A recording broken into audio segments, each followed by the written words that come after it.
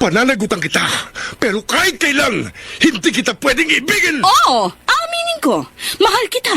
Nang dahil sa salapi mo. At nang dahil sa pag-ibig ko sa'yo, handa akong pumatay at mamatay! Katawan ko lang ang minahal mo at hindi ang pagkatao ko! Mr. Romantiko. Kumusta po kayong lahat, mga giliw naming tagapakinig? Inaanyayahan ko po kayong pakinggan ang pagsasadula ng mga liham kasaysayan ng pag-ibig na padala ng ating mga taga-subaybay at bibigyan buhay ng inyong mga paboritong bituin sa radyo. Mga kasaysayang nagtatampo ng mga pusong sugatan, mga pusong sawi, at mga pusong punong-puno ng pagmamahal. Lahat pong yan dito sa ating dulang. Mr. Romantiko.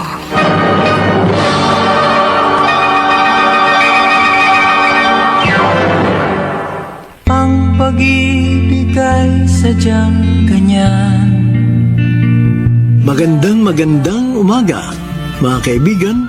Narito na ng kasaysayang tampok sa ating palatuntunan.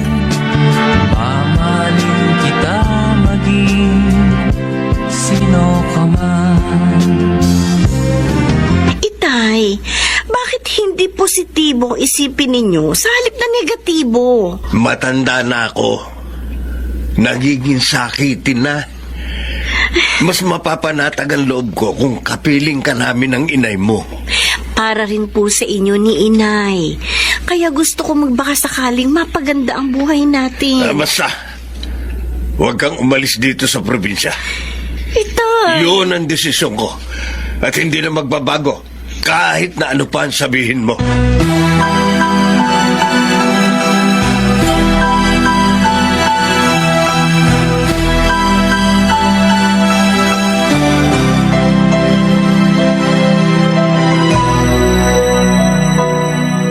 Ana, masama ba pakiramdam mo, anak? Hindi po. Eh, bakit kaninang pag-uwi mo? Matamlay ka na. Sinunod ko po yung gusto ni Itay. Naghanap po ako ng mapapasukan dito sa probinsya. Pero ilang kumpanya na po ang napuntahan ko. Wala pa rin pong linaw ang application ko sa kanila. Magkakatrabaho ka rin, anak. May iba naman po nangangailangan ng tauhan. Ang trabaho naman po doon ang malayo sa natapos ko. At saka mababa ang sweldo. Eh, huwag kang mawalan ng pag-asa. Hindi bali po sanang ang maging trabaho ko hindi ang aking pinag-aralan. Basta maayos naman ang kikitain ko para makatulong po ako sa inyo ng Itay. Bukas makalawa, baka may mapasukan ka rin. Mas malamang po na magkatrabaho ako ng maganda kung nasa Maynila po ako. Eh, kaso nga, anak, ayaw kang payagan ng itay mo na umalis dito sa probinsya. Baka naman po. Pwede niyong pakiusapan ng Itay na payagan ako. Pero, anak... Sige na naman, Nay. Tulungan niyo na po ako. Kaysa naman masayang lang po ang pinag-aralan ko. At hindi po ako makatulong sa inyo ng mga magulang ko.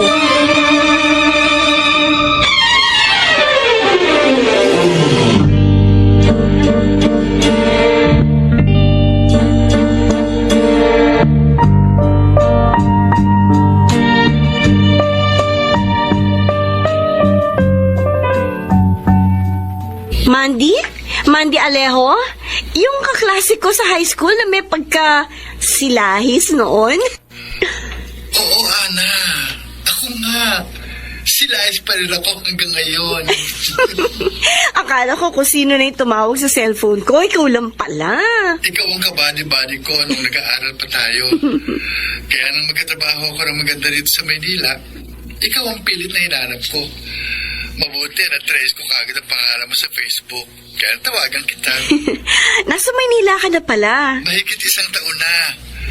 Noong unang salta ko rito, nahirapan ako. Pero nang magkaroon ako ng trabaho na maganda, naging maayos na ang buhay ko.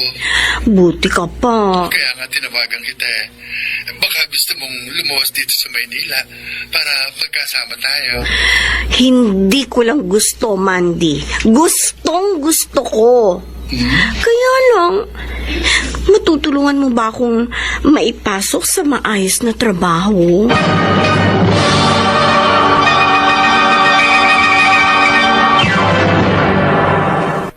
Mr. Romantiko. Mr. Romantico, tiniyak sa akin ng kaibigan kong si Mandy na maipapasok niya ako sa magandang trabaho sa Maynila.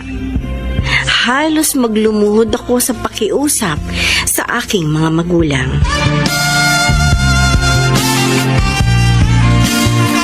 Ana, naiintindihan naman kita. Bihira po ang pagkakataong lumapit sa akin ni Nay. May tiwala naman ako sa kaibigan mo si Mandy.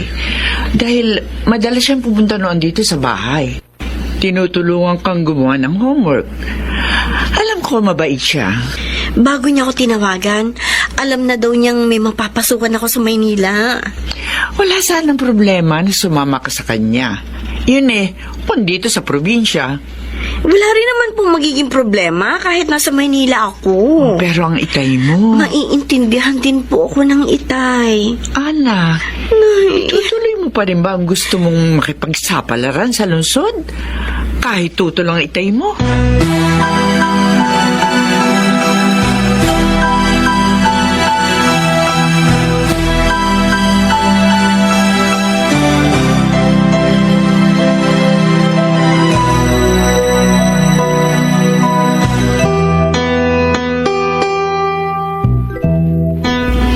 Ano, Ana?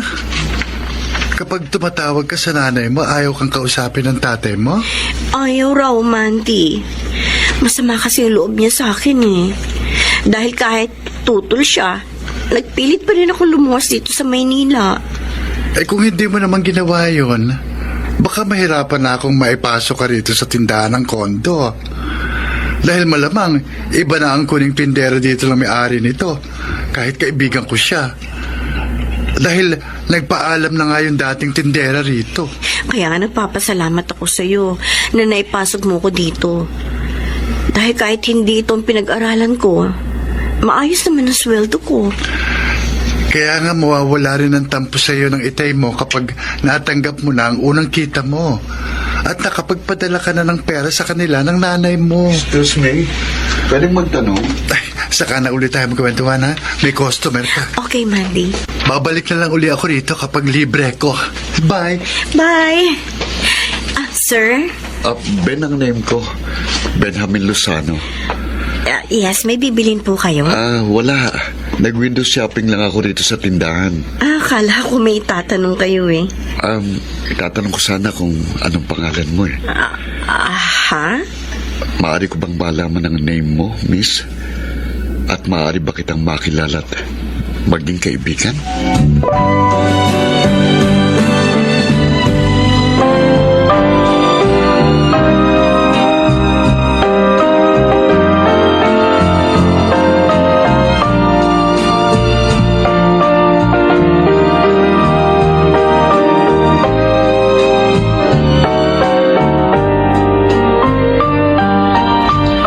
Norman, gabi na.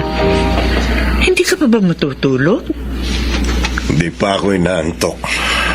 Niisip mo na naman si Ana. Hindi mawawala ang pag-aalala ko sa kanya hanggang hindi siya umuwi rito sa probinsya. Magpapadala daw siya ng pera sa atin kapag sumweldo na siya sa Makalawa. Hindi ko kailangan ng perang ipadadala niya. Norman, Hanggang hindi nagbabalik dito sa probinsya ang anak mo, hindi mawawala ang hinanakit ko sa kanya.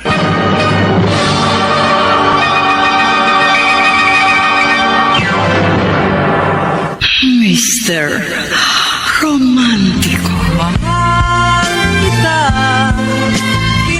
Kahit ipinaalam na sa akin ng inay ko, Mr. Romantico, ang hinanakit ng aking ama, hindi ako nagbalik sa probinsya. Lalo't nahulog na ang loob ko kay Ben.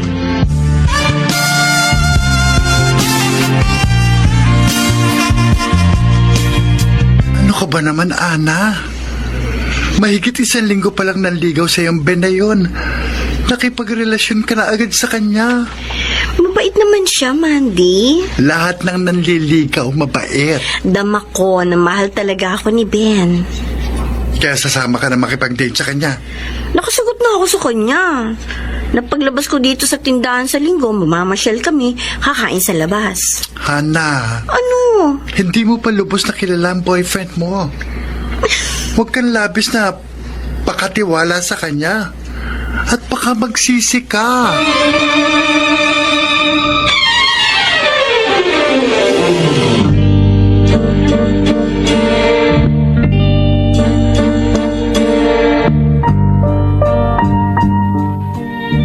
Niloloko mo ba ako, Ben? Hindi, Cora. Kaya kita tinawagan kasi sabi mo nag-overtime ka sa trabaho mo. Pero sabi naman ng kasama mo kanina ka pa daw lumabas sa opisina. Trabaho ang pinuntahan ko. Sideline ko. Nasaan ka? Saan na tayo mag-usap? Ben, hello? Kapatid ko ang kausap ko magbibigay sa akin ng sideline na trabaho. Teka lang! Ben! Hello! Ben!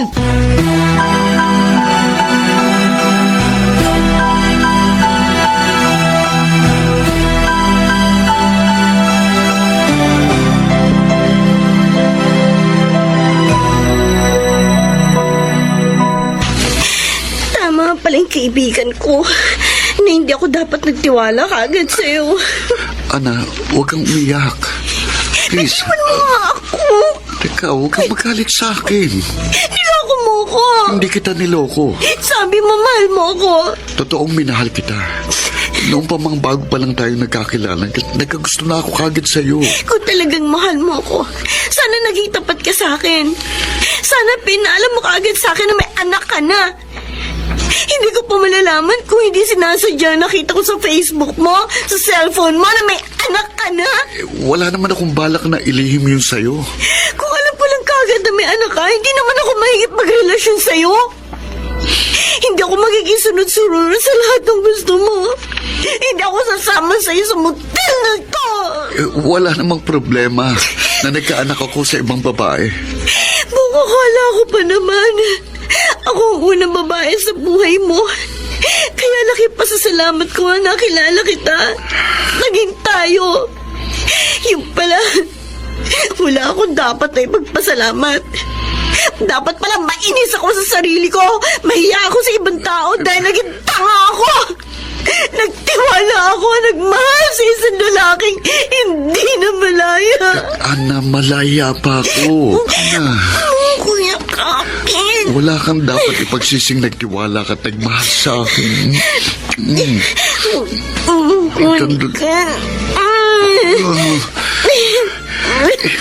Ikaw lang ang babae sa buhay ko. Nag-iisa ka sa puso ko. Paano ako magsusolo sa puso mo? Ngayong hindi lang ako ang babae nagkaroon ng kaugnayan sa'yo. Wala na yung ina ng naging anak ko. Patay na siya. Totoo ba yung sinasabi mo? Totoo. Kaya huwag ka nang umiyak. Huwag ka nang magalit sa akin. Ha? Huwag nating sayangin ang mga oras na magkasama tayo.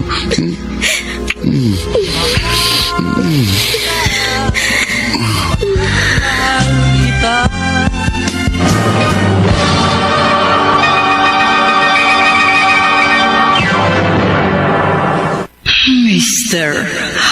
Romantico. Dear Mr. Romantico, sa kabila ng pagtutol ng aking ama, lumuwas ako ng Maynila at namasukang tindera sa isang kondo. Doon ko nakilala si Ben na naging masugid sa panliligaw sa akin at nahulog ang loob ko. Kaya nakipagrelasyon ako sa kanya. Subalit matapos kong ipagkatiwala sa kanya ang aking sarili, saka nalantad sa akin na may asawa't anak na ang boyfriend ko. Norman. Norman. Bakit masama ang tunog ng ubo mo? Wala ito. Ano bang wala eh? Hirap na hirap ka. Nasa mid lang ako. Ang mabuti pa, Huwag ka na muna magtrabaho ngayon sa bukid. Hindi maaaring hindi ako magtrabaho. Nagpapadala naman ng pera sa atin si Ana. Huwag mo ang banggitin sa akin ng babaeng yun. Hanggang ngayon ba naman, masama pa rin ang loob mo sa kanya? Wala siyang respeto sa akin. Mabait ang anak mo. Binaliwala niya ang pagiging magulang ko. Gusto lang ng anak mo na makatulong sa atin. Pues gawin niya ang gusto niya. At bahala na siya sa buhay niya.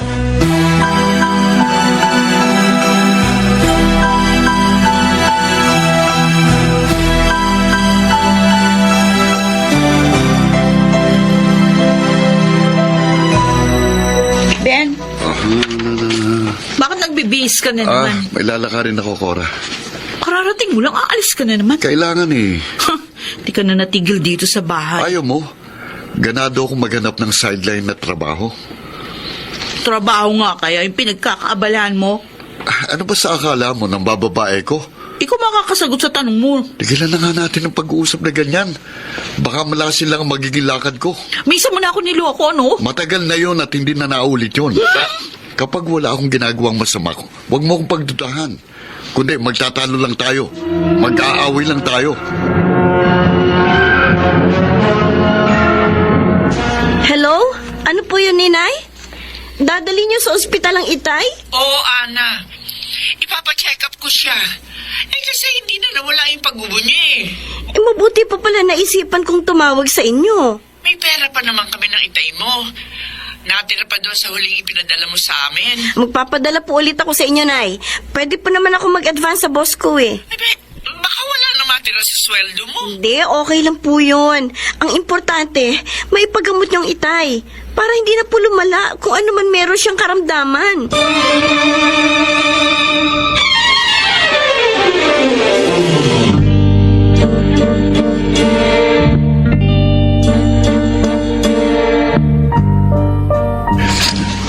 Well, malaki pala ang gastos sa pagpapacheck up dito sa ospital. Marami kasing kailangan gawing pagsusuri sa'yo, Norman eh. Para matukoy kung ano ba yung sakit mo. At saka dito sa private hospital, ang gusto ni Ana na ma-check up ka.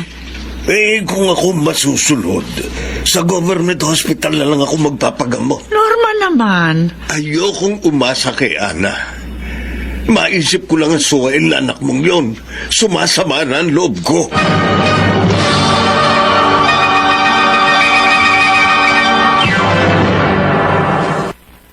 Mr. Romantico. Mr. Romantico, ang akala ko, kapag nagtagal, mawawala rin ang sama ng loob ng Itay ko.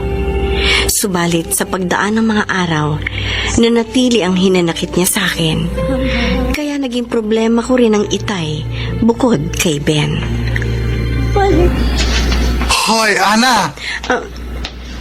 Mandy, ginulat mo naman ako. Ay kasi habang nakatayo ka dyan sa tindahan, parang wala ka sa sarili mo. Hindi naman. Anong hindi? Nakalapit ako sa iyo nang hindi mo na mamalayan. Hindi, may iniisip lang ako. Kaya hindi kita napansin kaagad. Sino? Si Ben na naman. Okay, hindi na ako magkakaila sa'yo, Mandy. Matagal na tayong magkaibigan, kaya open book na sa yung buhay ko. Open book din naman sa iyo ang buhay ko eh. Pero tama ako, hindi ba? Yung boyfriend mo ang gumugulo sa isip mo. Nasabi ko na sa'yo, nalaman ko may anak siya. Pero patay lang ina ng naging anak niya. Yun ang sabi niya. Hindi ka naniniwala kay Ben? Baka sinabi lang niyang patay na yung nanay ng anak niya para patuloy pa rin na maging kami. Kung ganyang nagdududa ka sa katapatan sa iyo ng boyfriend mo, magpapatuloy ka pa ba sa pakikipagrelasyon sa kanya?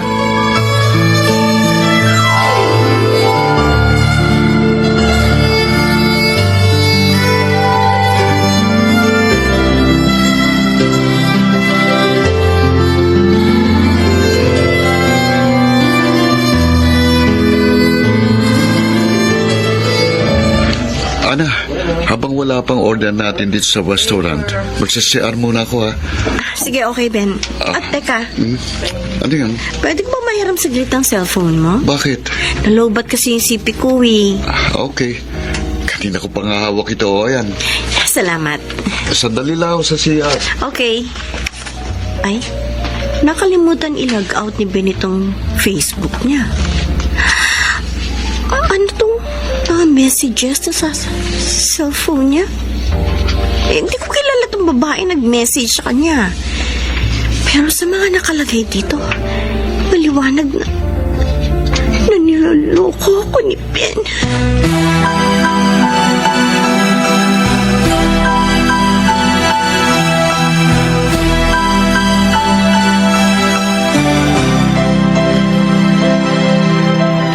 Hello? Yes? Oo, si Cora nga ito. Ano? Meron na namang bagong girlfriend si Ben? Ay. Salamat sa pagtawag mo, ha? Salamat din sa pagsusumbong. Hindi talaga mapagkakatiwalaan ng Ben na yun. Wala siyang pagbabago. Babaero?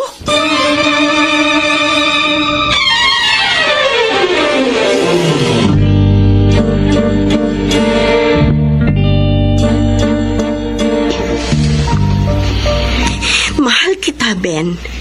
Kaya kahit nalaman kong may anak ka na, patuloy pa rin ako nakipagrelasyon sa'yo. Dahil pinapaniwala mo akong patay na ang ina ng anak mo. At ako na lang ang babae sa buhay mo. Pero buhay pa palang ina ng anak mo.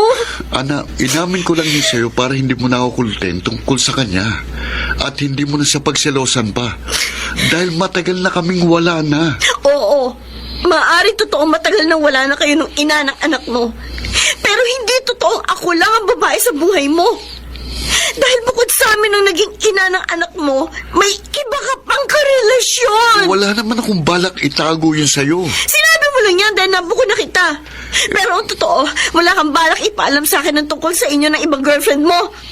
Nagkataon lang na nakalimutan mo ilagaw tong Facebook mo. Ha? Kaya nang hiramin ko cellphone mo, nabasa ko sa Facebook mo ang mga messages niyo ng babaeng girlfriend mo na pala bago palang naging tayo. Ana, hindi natin siya dapat pagtalunan. Napakasakit ang ginagawa mo sa akin, Ben. Ana, Sobrang sakit.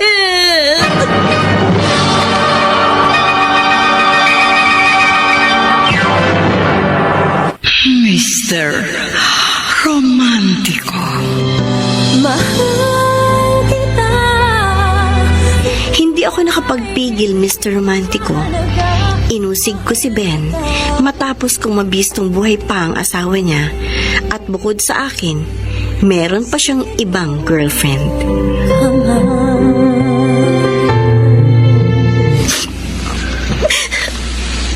Ana, narito ka sa tindahan. Nag-emote ka.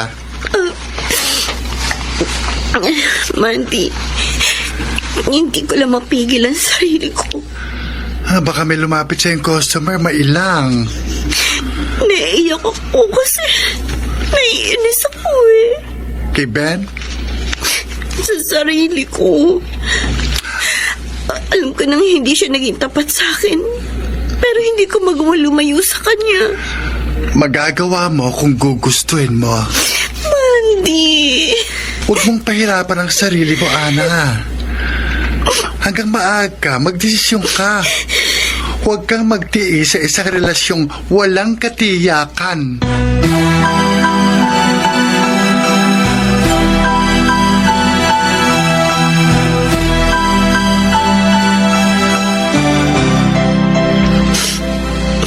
Ana, 5 buwan na tayo. Yun nga mas masakit sa akin, Benny. Habang itatagal tayo, mas lalong nalalantad sa akin na baliwala ako sa'yo. Ilang ulit ko bang sasabihin sa'yong hindi ako makikipagrelasyon sa'yo kung hindi kita mahal? Kung mahal mo ko, hindi mo ko paglilihiman.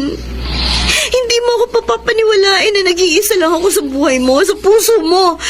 Na isa palang malaking kasinungalingan. Kasalanan ko bang natuto pa akong magmahal sa'yo kahit may ibang girlfriend na ako? Ano magagawa ko, Ana? Hindi kita gustong paglihiman. Ayokong masaktan ka. Pero nang maging tayo, hindi ko kayang mawala ka pa sa akin. Naging alipin ako ng pagmamahal ko sa'yo.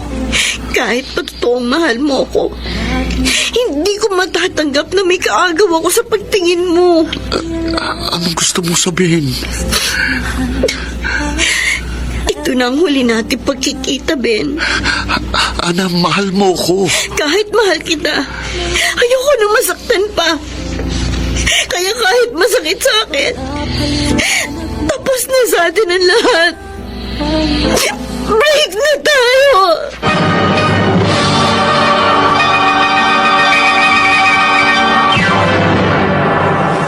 Mr. Romantico.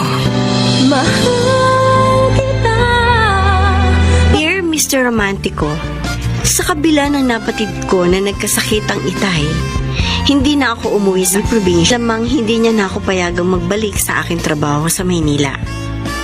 Si Ben naman ay nagpatuloy sa paglilihim sa akin. Subalit nalantad sa akin na bukod sa buhay pa ang kanyang asawa, ay may iba pa siyang karelasyon bukod sa akin. Kaya nakipag-break na ako sa kanya. Ibig sa'yo. Ana? Oh, kumusta ka na? Mabuti po, Nay. Maayos naman po ang trabaho ko. At okay lang po ako dito sa tinitirhan ko. Mabuti naman kung ganun. Ang Itay po, Dahil doon sa perang ipinadala mo sa amin, naipagamot ko na siya. Nakabili na ako ng kanyang gamot. mabuti na po ang kalagayan ng Itay. Awa ng Diyos, hindi na siya ganong inuubo. Hindi na siya nahihirapan na gaya ng dati. Inay, Oh, anak, kailan ka ba uuwi rito sa atin? kapag nakaluwag-luwag po ako ng oras, Inay, Nangungulila na kami ng Itay mo sa iyo. namimiss ko na nga rin po kayo ng Itay. Sana naman, paminsan-minsan, magbakasyon ka rito sa atin ng ilang araw. Hayaan niyo po, yan po ang pagsisikapan ko.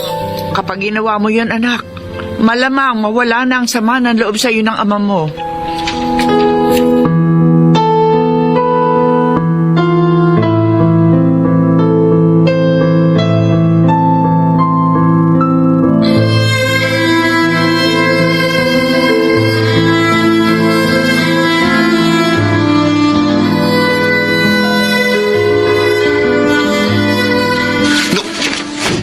Sige, sige. Panggigilan mo pa yung mesa. Sirayan mo pa lahat ng gamit dito kung gusto mo. Kapag hindi ako nakapagtimpe, Cora, talagang mag-uuramentado ko. Uy, ikaw pa biganang magalit? Ikaw ngayon gumagawa ng katarantaduhan. Wala akong ginagawa ng kawalangyaan o katarantaduhan. Alam kong hindi magsisinungaling yung nagsumbong sa akin na nakita ka na may kasamang ibang babae, no? Hindi maiwasang magkaroon ako ng kasamang babae dahil kung sino-sino kinakausap ko para magkaroon ako ng sideline sa trabaho. Sinabi ko na sa'yo, Ben, ha? Sa lahat ng ayoko, yung niloloko ako! Sinabi ko na rin sa'yo na huwag mo akong pagbibintangan ng hindi ko ginagawa at mag-aaway tayo. Sige lang, malalaman ko din kung nagsasabi ka nga ng totoo. Cora! Kapag napatunayan ko na niloloko mo ako, tatapusin ko ng lahat sa atin!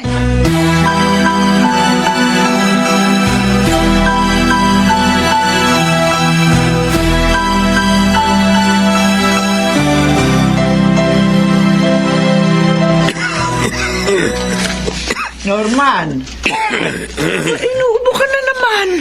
Mawawala rin ito. Hindi ka naman pumapalya sa pag-inom ng gamot mo, pero hindi pa rin lubusan gumagaling ang sakit mo.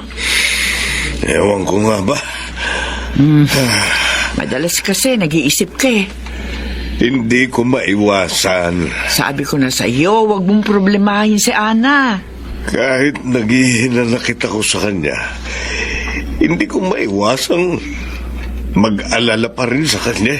Maayos daw naman ang kalagayan niya sa Maynila. Yun ang sabi niya sa'yo kapag tinatawagan mo siya. Hindi ka naniniwala sa anak mo. Ano malay natin kung nahihirapan siya ron? Nagkakaila lamang siya sa'yo para hindi natin siya piliting umuwi rito sa probinsya. Norman, Ophel, tatantyahin ko ang sarili ko. Kapag Kapag umigi-igi na ako, luluwas ako sa Maynila. Aalamin ko ang totoong kalagayan ni Ana.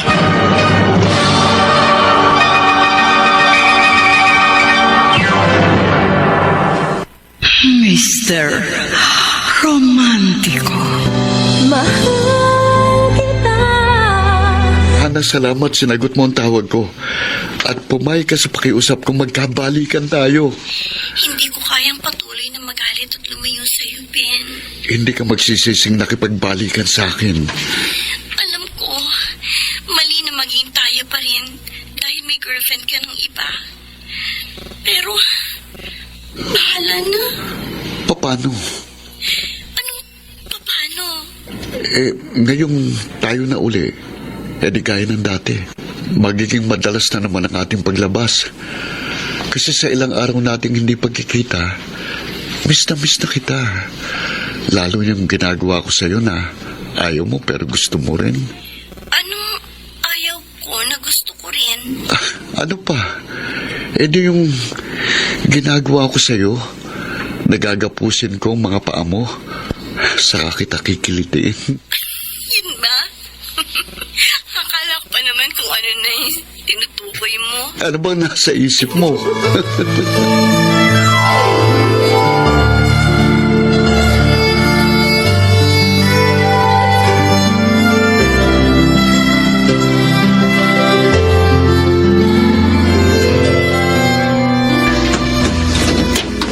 Ana, Inay! Mano po? ay kaawaan ka ng Diyos. Pasok ko kayo. Maupo ko kayo. Mabutit napasyal kayo dito sa tinitirahan ko. Talagang pinuntahan kita, anak. Alam mo naman may sakit ang itay mo. Siya nga ang gustong dumalaw sa iyo pero hindi niya kaya. Naparito po kayo sa kondo. Nagpapadala naman ako sa inyo ng pera kapag sweldo ko. Hindi lang pera ang kailangan namin, anak. Gaya ng itay mo, matanda na rin ako. Hirap na ako mag-alaga sa itay mo. Idadalawa na nga lang kami sa bahay. Parang alam ko na po ang gusto ninyong sabihin. Anak, kailangan ng itay mo ang pag-aalaga. Kapag umuwi po ako sa atin at nag-asikaso kay Itay, siguradong papalitan po ako ng amo ko sa aking trabaho at mahihirapan na po ako makatagpo uli ng maayos na hanap buhay. Kahit pa paano, makakaraos tayo sa pagtitinda-tinda ko ng ulam. Kapag umalis po ako sa trabaho ko, mahirap na ako makabalik pa. Ana, mas pahalagahan mo pa ba ang trabaho mo? Kaysa sa magulang mo?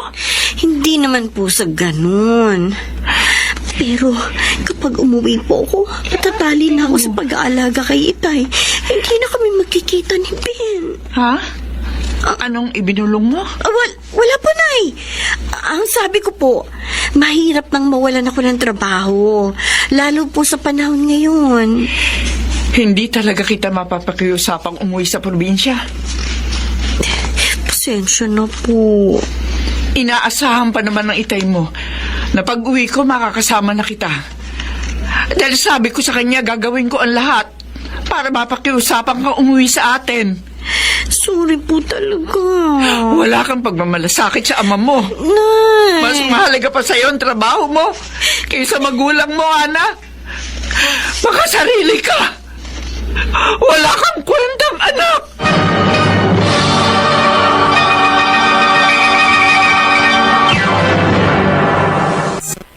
Mr. Romantico. Pagkat mahal kita. Masamang-masama ang loob ng aking inay nang umalis sa tinitirahan ko, Mr. Romantico. Sa kabila noon, hindi ako nagbakasyon sa aming probinsya. Kumusta, Ana? Mandy, okay na ulit kami ni Ben. Nakipagbalikan ka sa kanya? Sabi ko nga sa'yo, na kay Ben ang kaligayahan ko. Pero nasa kanya rin ang paghihirap ng loob mo. Baka sakaling magbago pa siya. Ay, naku, ewan ko. Pero ang isang lalaking babaero, Mahirap lang magbago. Hindi naman lahat siguro. Ikaw ang bahala. Mandy, dahil sa pagmamahal ko kay Ben, kaya lagi ko siya binibigyan ng pagkakataon. At lagi akong umaasa na magsasawa rin siya sa kanyang paglalaro sa pag-ibig. Sana nga, Ana. Sana nga.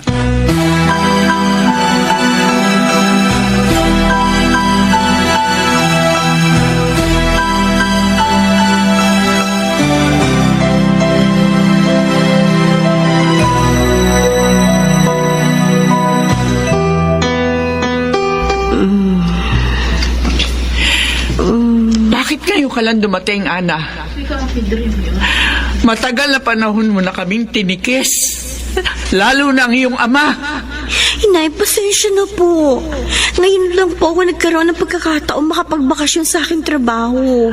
Pagbibigyan mo rin pala ang pakiusap ko. Uuwi ka rin pala rito sa probinsya para dalawin ang itay mo. Pero huli na. Huli na, Nay? Wala na ang tatay mo. Wala nang itay. Bago ka dumating, sinumpong siya ng kanyang sakit. Tuluyan na siya nalagutan ng hininga. Hindi. Itay! Ayan ang ama mo sa kwarto, Ana. Wala na siya buhay. Itay! Itay ko!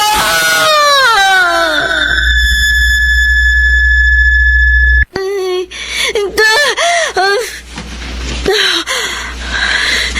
salamat. Panaginip lang pala ang lahat. Pero, bakit ako na naginip ng ganun? Ay, Diyos ko. Baka may masamang nangyari sa itay ko.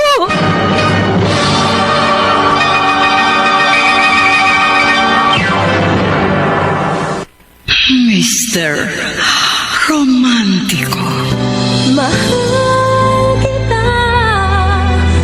Dear Mr. Romantico, nasaktan ako nang makipagkasira kay Ben.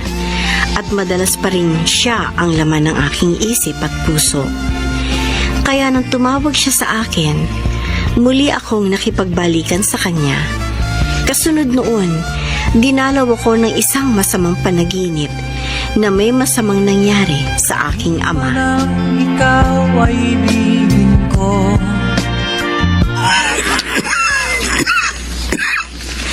Fel, sabi mo ba kay Ana na madalas sumasakit ang likod at dibdib ko? Ay, oo, Norman. Pinaalam ko rin sa anak mo na kahit nakainom ka na ng gamot, panay pa rin yung pag-ubo mo. Hindi ko kasi mapigil ang pag-ubo. Hindi na yata gagaling ang sakit ko. Ay, huwag ka mawala ng pag-asa. Gaya ng dati, teka. Hahagurin ko ang dibdib at likod mo. Habang nagtatagal, lalo ako nanghihina. Lalong lumalalang. Kagaling ka rin. Lalakas ka rin. Gagaling ako kung nandito si Ana. Bakit ba hanapin mo ang wala? Kailangan ko nang mag-aasikaso sa akin. Ano ka ba? Narito naman ako Naawa ako sa iyo. Sabihin mo lang sa akin kung anong gusto mo. Gusto kong bumago ng higa. Ganun ba? Pero hindi ko kayang kumilos mag-isa. Aalalayan kita. Gaya ng dati. Oo, kumapit ka. Dahan-dahan. Ayan. Lalong kumikirot ang dibdib at likod ko. Basta, sabihin mo lang kung anong pwesto ang gusto mo. Aalalayan kita. Hindi ko maintindihan ang katawan ko. Kahit maayos ang pwesto ko, nakakaramdam ako ng kirot. Kaya gusto ko ng pabago-bagong posisyon.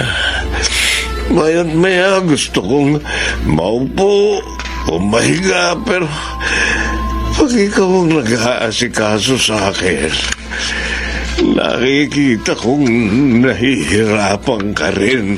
Ano ka ba? Huwag mo ko intindihin. Pero matanda ka na rin. Sa kaunting kilos mo, madali ka nang mapagod at hingalin. Makapagtitiis ako. Kapag nakikita kong nahihirapan ka sa pag-aasikaso sa akin, lalo akong nahihirapan. Ano magagawa natin? Ayaw ni Anang umuwi para alagaan ka. Anong klase siyang anak? Mas pinahahalagahan pa niya ang trabaho niya kaysa sa magulang niya. Wala siyang utang na loob. Utang niya sa atin ang kanyang buhay.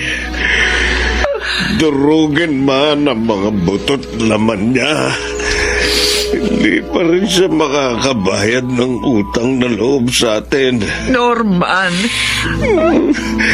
Kailan siya uuwi? Kailan niya ako bibigyan ng halaga kaysa sa trabaho niya? Kapag huli na ang lahat, kapag patay na ako,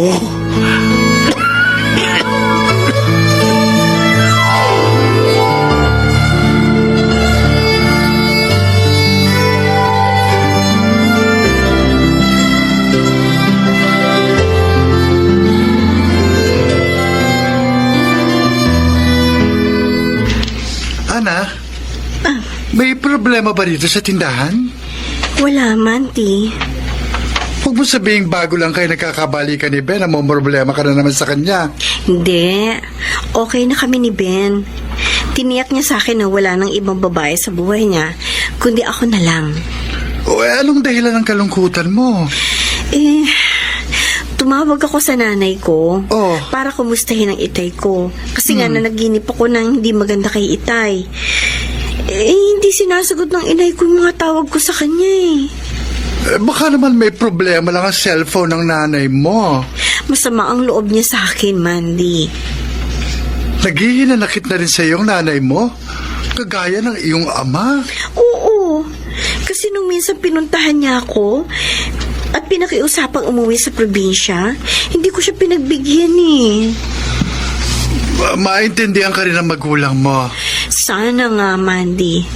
Dahil kahit okay kami ni Ben, hindi lubusang mapapanatag ang loob ko kung alam ko may sama ng loob sa akin ang aking mga magulang.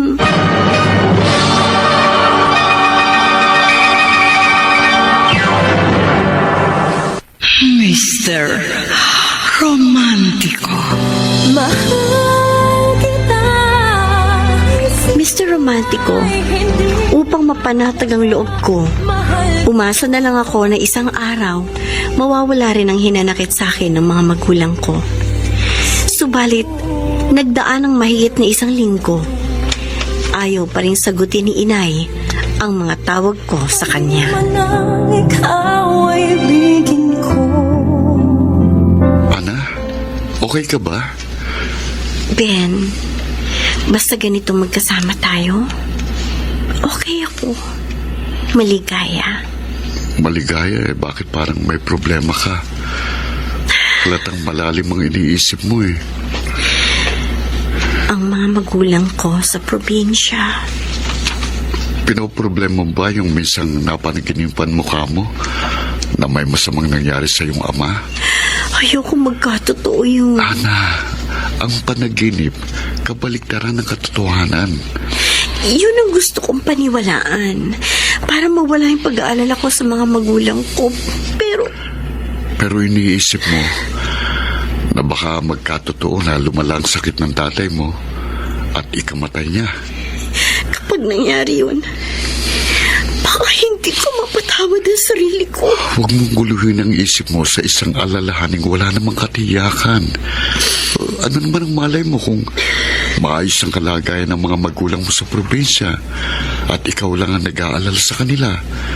Pinahihirapan mo lang ang sarili mo. Ben, Pwede ba kapag magkasama tayo, huwag kang mag-isip ng kung ano-ano para hindi masira ang araw natin. Okay?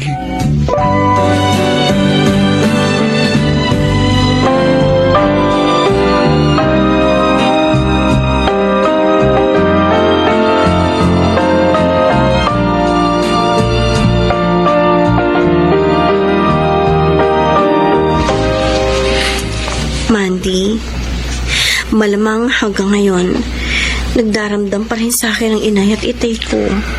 Malamang yun, Ana. Hindi ko kasi mapagbigyan ng pakiusap nilang umuwi ako sa amin at mag-alaga sa itay ko.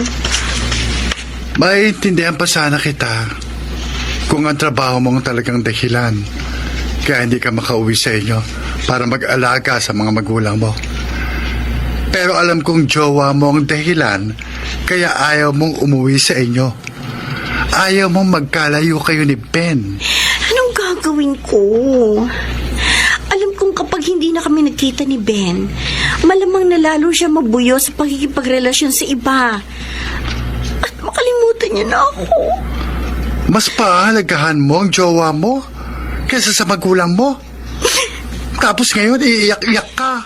Ayoko mawala sa akin si Ben. Ipaglalaban ko siya. Kaya hinirap ko yung cellphone niya.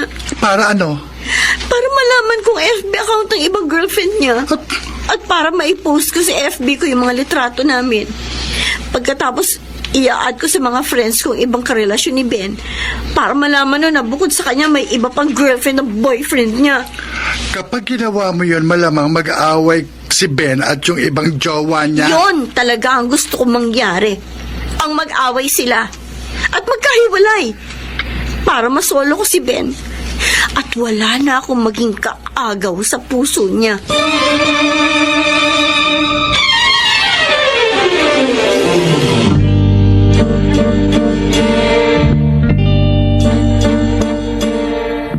Walang iya ka!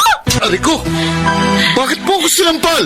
Kulang pa yun sa ginawa mong panluloko sa akin! Teka, hindi kita maintindihan. Huwag ka nang magmaang-maangan pa! Bistado ko ng bukod sa akin, meron ka pang ibang girlfriend! Sino nagsabi sa'yo? Huwag mo nang alamin kung sino nagsumbong!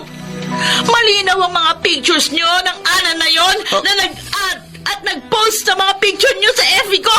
Mag-shota kayo! Si Ana? Oo! Ana ang pangalan ng ibang shota mo!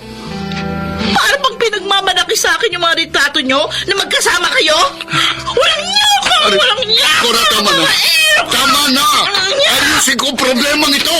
Wala ka na ayusin! Ha? Tapos na sa atin ang lahat!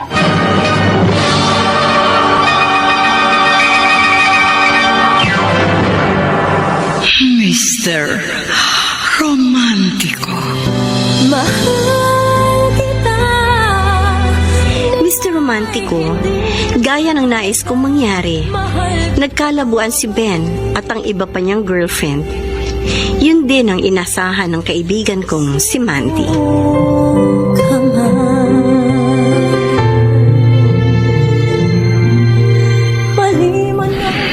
Ano kung nagkalabuan kayo ng ibang jowa mo, Ben? Dahil kay Ana.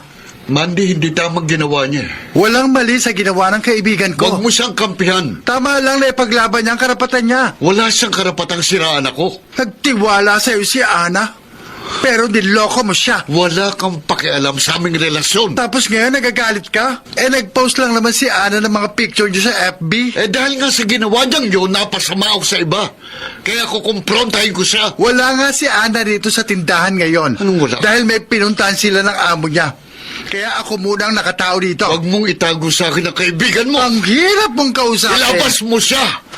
Kapag hindi mo nilabas si Ana, Ana? baka masaktan ka sa akin. Oh, takutin mo, lelang mo. Hindi kita tinatakot. Ito pruweba. Bakit?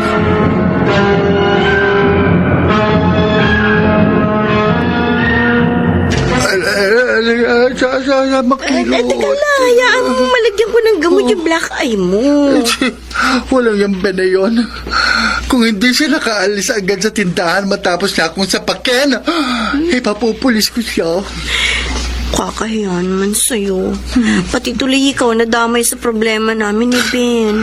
Kung tutusin, wala kang poproblemahin, Ana. Kasi nakipag-break ka na sa babaerong jowa mo. Bakit kasi nakipagbalikan ka pa sa kanya? Yaan mo, kukumprontahin ko siya sa pananakit niya sa'yo. Ang dapat mong gawin, makipag-break ka uli sa kanya. At huwag ka na makikipagbalikan sa kanya kahit kailan.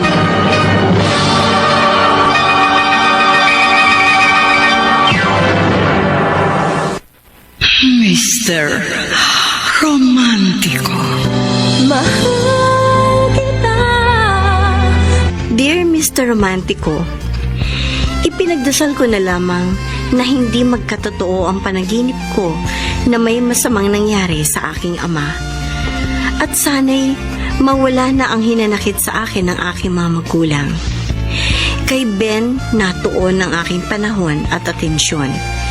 Dahil nagalit siya sa akin at sinaktan niya ang kaibigan kong si Mandy. Ibigin ko.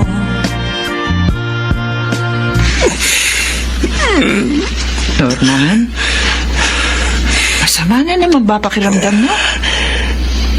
Hindi, Ovel. Oh, bakit ka napaiyak? Wala. Iniisip mo na naman si Ana.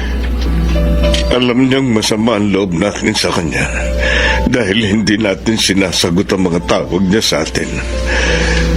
Pero sa kabila nun, hindi pa rin siya umuwi rito sa probinsya. Baka masyado lamang siya abala sa kanyang trabaho. Tinitikis niya tayo. Norman, huwag mo nang problemahin si Ana. Masakit. Masakit, Ofer. Nag-iisa natin siyang anak na mula sa kanyang pagkabata, minahal natin. Itilaguyod sa kabila ng ating kahirapan.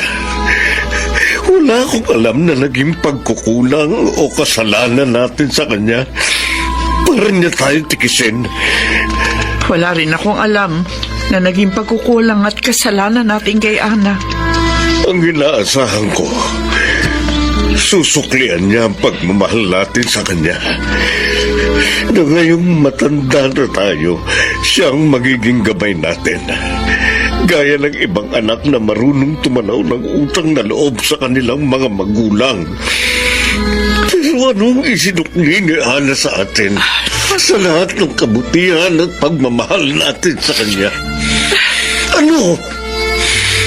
Tinikis niya tayo. Pinabayaan.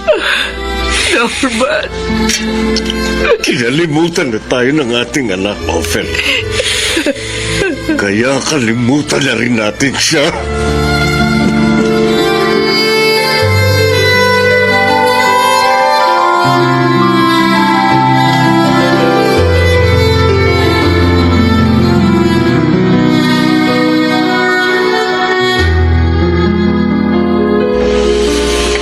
Ben, kanina pang pagdating mo, wala ka ng kibo. Alam mo ang dahilan, Ana. Wala akong alam. Nakipag-break sa akin ng ibang girlfriend ko dahil sa ginawa mo. Nakipag-break sa'yo ang ibang girlfriend mo? Yun ang gusto mong mangyari, hindi ba? Inaasahan mong magagalit sa akin si Cora at makikipag-break sa akin. Kaya inad mo siya sa friends mo sa Facebook. At nag-post ka sa FB mo ng mga pictures natin. Ipinaglaban ko lang ang karapatan ko. Wala kang karapatang sirain ang relasyon namin ni Cora. Bakit wala? Ha? Alam na alam mong una kami nagkarelasyon bago maging tayo. At dahil ba huli akong dumating sa buhay mo, ipapaubayan na lang kita sa kanya? Hindi! Hindi mo naman, bros. Nana, kapag hindi ako nakapagtimpit, talagang... Ano? Sasaktan mo ko? Ha? Sige! Saktan mo ako! Saktan mo ako hanggat gusto mo! Ano? Dahil na ginawa mo kay Mandy, sige, suntukin mo ako! Ano pang hinihintay mo? Sige! Kahit narito tayo sa tinitiran ko, saktan mo ako kung gusto mo! Patayin mo na ako! Para matapos ang paghihirap ng loob ko dahil sa'yo! Patayin mo na ako! Kung inaakala mong tapos na sa amin ni Cora ang lahat, dahil sa ginawa mo, nagkakamali ka. Hindi ako pumayag sa gusto niyang mag-break na kami. Kahit anong gawin mo, hindi mo kayang sirain ang relasyon namin. Hindi! Walang ginawa ka! Huwag mo akong murahin! Dahil sa'yo! Dahil sa pagpapalag ako sa relasyon natin, naging sunod-sunuran ako sa lahat na gusto mo! Sakdulang mapabayaan ko ang mga magulang ko! Pagkatapos, ito pa ang isusukli mo sa lahat ng pagmamalasakit at pagmamahal ko sa'yo! Ito pa! Ang iba mukha sa akin na mas mahalaga sa'yo ang babaeng yun kaysa sa akin! Sawang-sawa na ako sa masamang ugali mo at sa mga sama ng loob na binibigay mo sa akin! Wala kang karapatang sumbatan ako! Nagsisisi ako nakipagrelasyon ako sa'yo! Lalo ako! Break na tayo! Break kung break!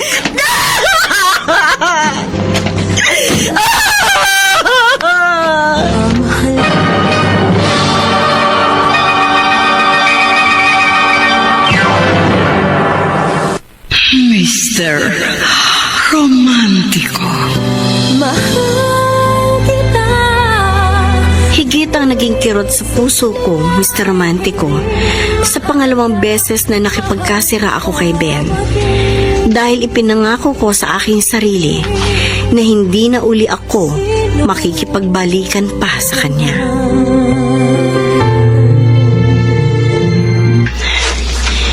Balik na naman ako sa pagtatanim dito sa aming gulayan. Ana, Huh? salamat. Hindi ako nahirapan sa paghanap sa iyo rito sa inyong probinsya. Hinanap mo ko? Oo, dahil nang mag-break tayo at matagal na hindi tayo nagkita, saka ako napatunayan kung gaano kakahalaga sa akin. Ben, Ana, pakiusap. Bigyan mo ko ng isa pang pagkakataon at ipinapangako ko sa iyo, makipagbalikan ka lang sa akin. Hindi na uli kita paluluhain. Hindi na.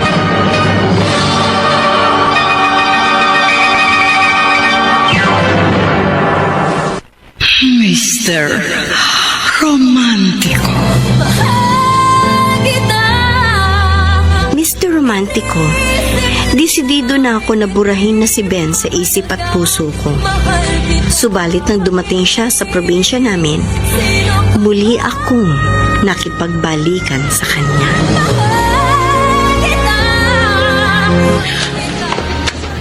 Ben? Cora? Cora? Nagbalik ka?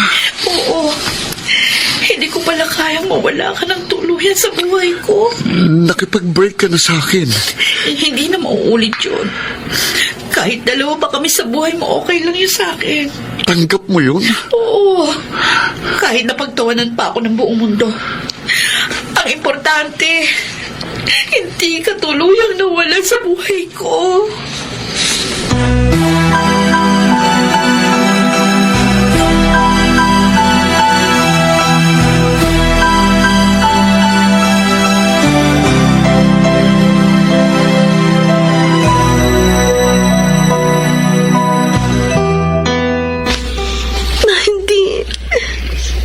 Pasangkrus talaga sa buhay mong Ben na yun, Ana. Nakipagbalikan ka na nga sa kanya sa ikalawang pagkakataon. Sumira na naman siya sa pangako niya sa iyo. Kaya nga kita tinawagan. Kahit nagkaayos na kami ni Ben, nalaman ko nakipagbalikan na naman siya sa dati niyang girlfriend na si Cora. Wala na talaga siyang pagbabago. Napakaraming sama na ng loob ang dinanas ko kay Ben. Kaya nga dapat matuto ka na. Pakipag-break ka na sa kanya ng tuluyan. Ewan ko kung magagawa ko yan. Kailangan gawin mo para sa kabutihan mo. Para matapos na ang problema mo kay Ben. Hindi. Ang pag-ibig ay sadyang ganyan. Sinunod ko si Mandy. Sa pangatlong pagkakataon, nakipagkasira ako kay Ben. Ang hindi ko maintindihan, kahit wala na kami, kahit marami siyang nagawang mga pagkukulang at pagkakamali sa akin, namimiss ko pa rin siya. Mahal na mahal kita, Ben. Maging sino ka man.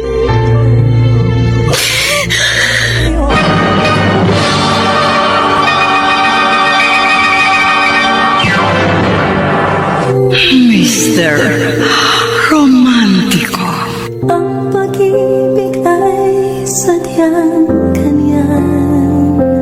Mr. Romantico, sa ngayon, wala na kaming communication ni Ben. Ang hindi ko lang matiyak sa aking sarili ay kung kaya ko bang tuluyan na siyang burahin sa puso't isipan ko. Kahit na alam kong hindi lang ako ang naging babae niya. Mahal ko pa rin si Ben. Mahal na mahal. Salamat sa pagbibigay daan mo sa akin liham, Mr. Romantico. Nagpapasalamat. Ana. Mamahalin kita mag-ibig. Mga kaibigan, napakinggan po ninyo ang ating dula na ginampanan ng mga sumusunod. Chiquit Amor, Phil Cruz, Lionel Benamin, Susan Robles, at si Bobby Cruz, soundman Jerry Mucha, sa musika ni Boboy Salonga, technician Eric Lucero at Bong Muyar. Ang kasaysayang inyong napakinggan ay mula sa panulat ni Orly Aquino, sa direksyon ni Rosana Villegas. Mga giliw naming tagisbaybay, huwag kaliligtaang abangan ang bawat kabanata ng magagandang kasaysayang tampok sa ating palatuntunan. Hanggang sa muli, ako po ang inyong Mr. Romantiko. Mahal kita